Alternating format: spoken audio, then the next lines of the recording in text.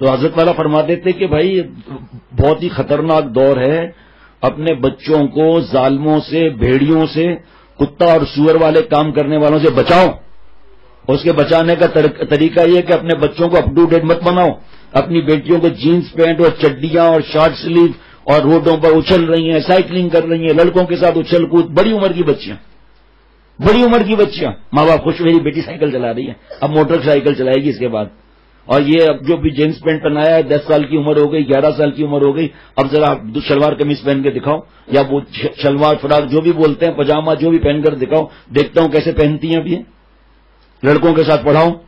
ہمارے بچے الحمدللہ لڑکیوں کے ساتھ بھی نہیں پڑھ رہے. وہاں پر ایک ملک میں ایک مفتی صاحب ہیں، الحمدللہ میرے بہت پیارے دوستوں میں ان کا شمار ہوتا ہے. اس ملک میں جب جانا ہوا تو مجھے انہوں نے بتایا کہ میرے پاس ایک بچہ حافظ قرآن ہوا.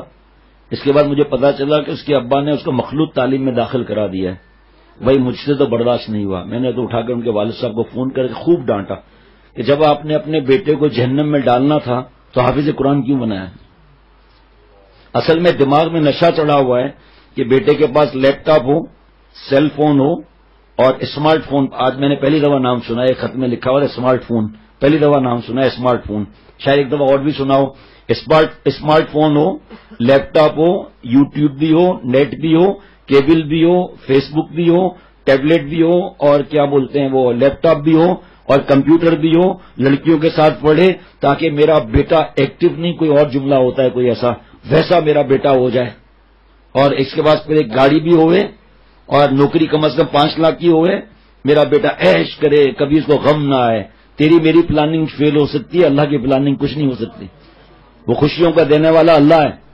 بیٹے کو ایمان تو سکھایا نہیں، لیپ ٹاپ دلا دیا، بڑا تیر مار لیا.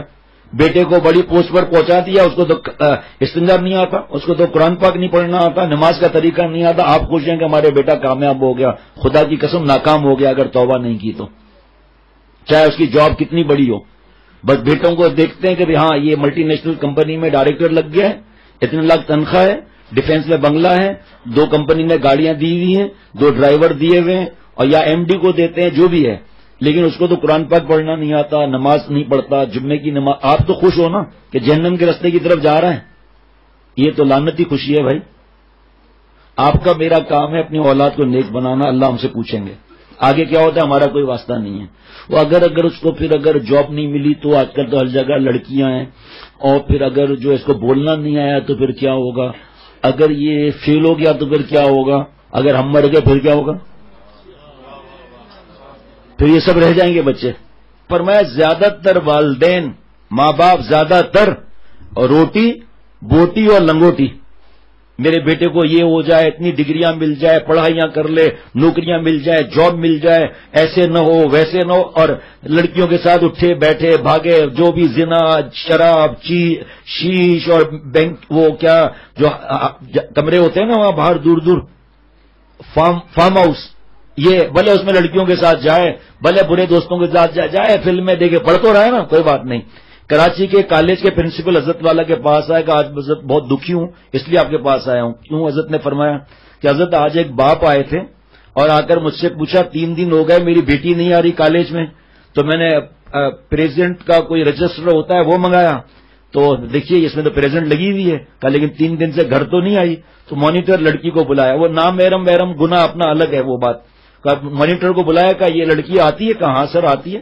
کہ آپ نے جان بوجھ کے پریزیڈنٹ تو نہیں لگایا؟ کہ حضرت آپ دوسری لڑکیوں سے پوچھ لیں. سر آپ دوسری لڑکیوں سے پوچھ لیں. کہ پھر اس کا پتہ نہیں چل رہا 3 دن سے گھر نہیں آئی. تو اس لڑکی نے کہا کہ سر یہ لڑکی یہ ایک اور باہر 3 لڑکے آتے ہیں گاڑی میں، ان کے ساتھ بیٹھ کے چلی جاتی ہیں، پھر ہمیں نہیں پتا. تو حضرت نے فرمایا اس بے غیرت باپ نے کیا کہا پتا ہے؟ اوکے دین نو پرابلم، اس کالج تو آ رہی ہے نا. حضرت نے فرمایا تیرا اوکے تیرا نوکے، بے حیا جوان بیٹیوں کے لیے یہ حالت ہے تیری. تو زیادہ تر باپ کا یہ معاملہ ہوتا ہے. ورنہ یہ کالج یونیورسٹی میں لڑکیاں کہاں سے پڑھتی ہیں؟ اگر ماں باپ دیندار ہوتے، اگر ماں باپ اللہ کے پیارے ہوتے تو اپنے اولاد کو، بیٹیوں کو دوزخ کے راستے بھیجتے. آپ کو بات بتاؤں، شاید جمعرات کو بتائی بھی تھی. ایک لڑکی آئی، ہمارے دوست ان کے محرم ہیں، ان کے گھر گئے تھے ملنے کے لیے اپنے بڑی سے، رشتہ نہیں بتاؤں گا، یا موجود بھی ہوں گے، زیادہ آتے ہیں، روتے ہوئے بتا رہے تھے مجھے.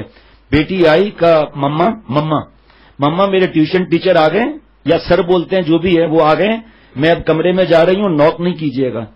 روتے ہوئے بتایا 1.5 گھنٹے 2 گھنٹے تک کمرہ بند تھا، دونوں اندر تھے، مرد اور عورت دونوں اندر تھے. اور ماں ماڈرن. جناب کیوں بیٹیوں کو پڑھاتے ہو؟ وجہ بتاؤ نا، دلیل دو. ہم آپ کو دلیل دیتے ہیں مت پڑھو، آپ دلیل دے دو. بیٹیوں کی دوستیاں، لیپ ٹاپ ان کے ہاتھ میں، اور نیا نام میں نے آج سنا ہے اسمارٹ فون ان کے ہاتھ میں، ہر چیز جا رہی ہیں آ رہی ہیں، کون سہیلی آ رہی ہے ساتھ میں کیا لا رہی ہے، کوئی ہمارا واسطہ نہیں، پڑھ لے بس تاکہ ہمارے کو جنت میں لے جائے گی ہماری بیٹی.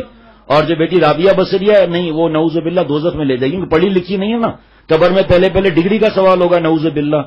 اللہ ہماری عقلوں پر رحم فرمائے، سب سے پہلے مجھ پر رحم فرمائے کہ بیٹیاں ہمارے شیشے کے نگ ہیں، یہ ان کو اللہ گھر میں رکھنے کی توفیق عطا فرمائے.